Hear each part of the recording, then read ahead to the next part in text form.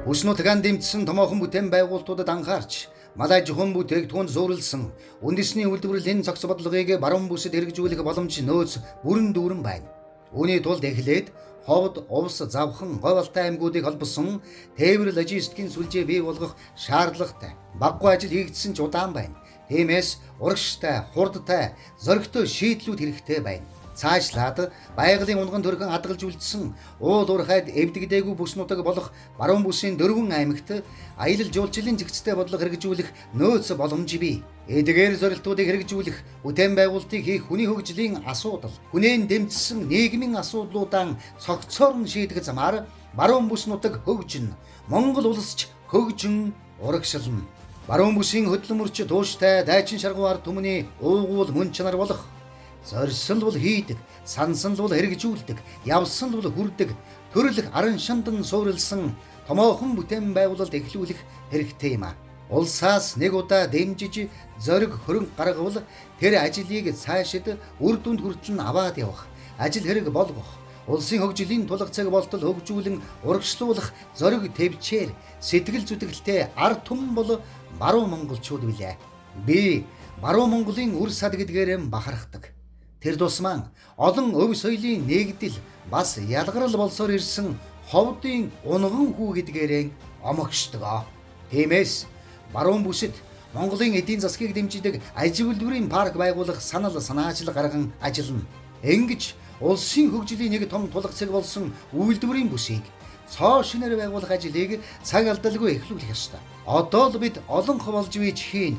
Үгүй бол хожимдон зогсох эрх байхгүй учраас зоригтой урагшлан бас зогсолтгүй урагшлна.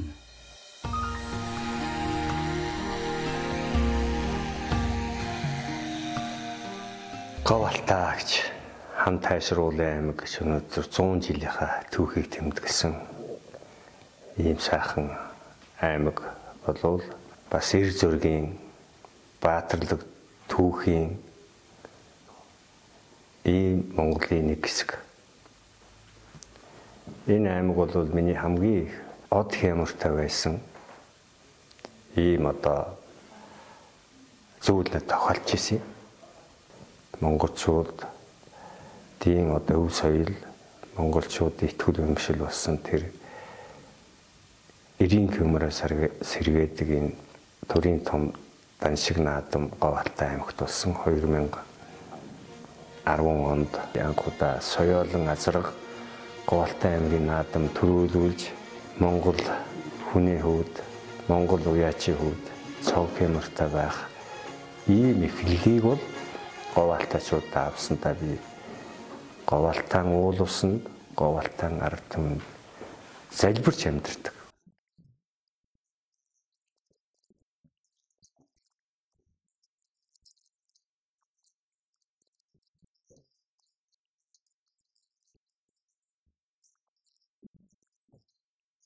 Говьалтайчууд бол Говьалтай хөх харчууд гэж ярьдаг. Энд бол бас Монголын түүхийг бүтээсэн, Монголын өв соёлыг бүтээсэн зоригтой эрэлхэг хөдөлмөрч ард түмний төлөөлөл бол манай Говьалтайчууд. Энд бол Монголын одоо төр нийгмийн яг олон жил байсан Монгол Улсын ерөнхий сайд онцгийн жасраа гэдэг том төр нийгмийн зүтгэлтний олон хүн байсан. Монгол Улсыг манлайлж ажиллаж байгаа. Манлайлагчд болсон. Өнөөдөр чангар туулын тухай, алтай магтаалын тухай өнөөдөр Говьалтайгүйгээр энэ өв соёлыг бид төсөөл гаргахгүй болсон. Өнөөдөр хэдэн зуун залуучууд, хэдэн мянган алтайчууд өнөөдөр энэ өв соёлыг дээдлэх, өв соёлыг хамгаалахын төлөө манлайлан ажиллаж байгаа. Монголын том соён гэгээр өвлөгчдийн ард түмнээс төрсөн. Одоо Тунгалаг Тамир ормооны бичсэн Чадраа болый Лодоо дамб гэж энэ алдартай хүн. Энэ 20 дугаар зууны Монголын өв соёл түүхийг оюун санааны манлайлагч Лодонгийн төдөв гэдэг энэ Монгол Улсын хөдөлмөрийн баатар, төр нийгмийн зүтгэлтэн энэ хүмүүс түүнчлэн энэ цаг үед гэхэд одоо манай Говьалтайчуудын үр сад болсон номон чимэд гэдэг энэ том зохиолчин бичсэн Цагаан бороо гэдэг энэ Монголын тусгаар тогтнол, Монголын газар шорооны тухай энэ том роман, энэ зохиол бол өнөөдөр монголчуудын оюун санаа, монголчуудын эх орноо хайрлах, монголчуудын тусгаар тогтнолоо хайрлах энэ их том бүтээл болсон. Энэ бол манай говьалтайчуудын бас бахархаж явах ёстой. Монголчуудын манлайлалын өв түүх удам мөхшил бол энэ говьалчаатууд байдагт бид энэгээр монголчууд бид бахархдаг. Өв соёл, ахуй амьдрал гэдэг бол монгол хүн байхын утга учир. Монголын өв соёлоор дамжуулж, монгол хүний ахуйгаар дамжуулж, монгол хүн хэн бэ гэдгийг бид өнөөдөр хүн төрөлхтөнд харуулж явж байгаа. Энэний одоо том манлайлагчд нь, энэ түүхийг бүтээгчд нь, энэ өв соёлыг бүтээгчд нь манай говьалтайчууд энэ цаг үеийн одоо том тодорхойлолоор гаргаж ирж байгаа ийм сайхан арга түмээ.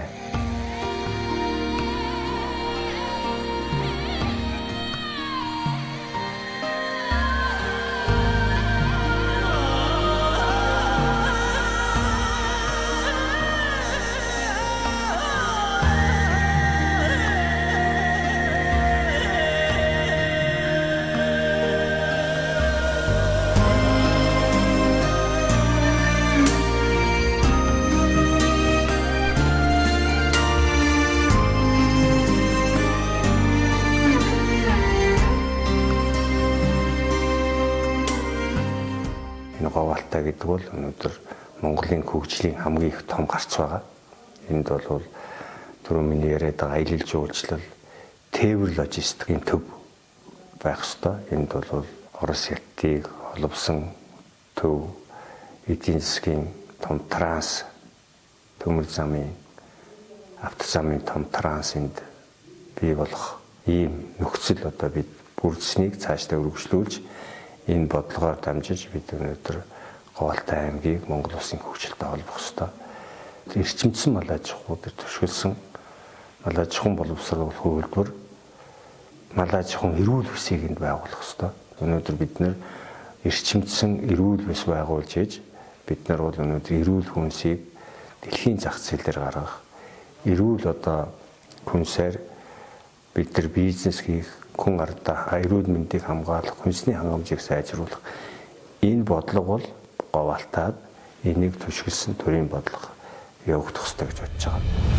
2024 оны улсын их хурлын ээлжид сонгуулийн 2 дугаар тойрог Ховд, Увс, Завхан, Говьалтай аймагт ардчилсан намаас нэр дэвшигч Ширнэн мандын ачаа Монгол улсын хөгжлийн ирээдүйг зам тээвэр, эд бүтцийн хөгжлийг эрчимтэй дэмжсэн, хөдөө аж ахуйн бүтээгдэхүүний эко үйлдвэрлэл үйлчлэгийг хөгжүүлсэн, бүс нутгийн онцлогт аймаг орон нутгийн харилцан хамааралтай том бодлогын хүрээнд харж байгаагаа ийхүү илэрхийллээ.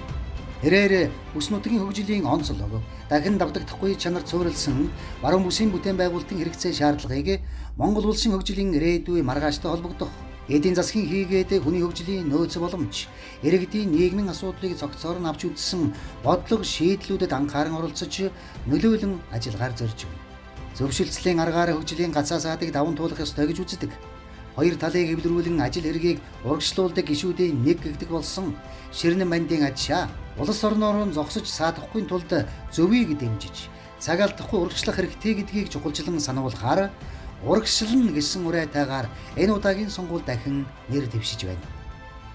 Хал үзэж хашир суусан, амьдрал мэддэг, учир ойлгодог, бурханд сүсэгтэй, эгэл олонд ойрхон, хөөцөлдсөн ажил ам бүтээдэг, хэлсэн амлсан дан хүрдэг, эх орон ирээдүй хож үеийн төлөө хэлэх үг нь хурц, хийх үйл нь хүнлэг энэ эрхмийн баруун бүс нутгаан төлөөлөж, төр түшилцэх орон зай том, шийдвэрт нөлөөлөх сэтгэл нь дулаан, ухаан нь сэргэлээ.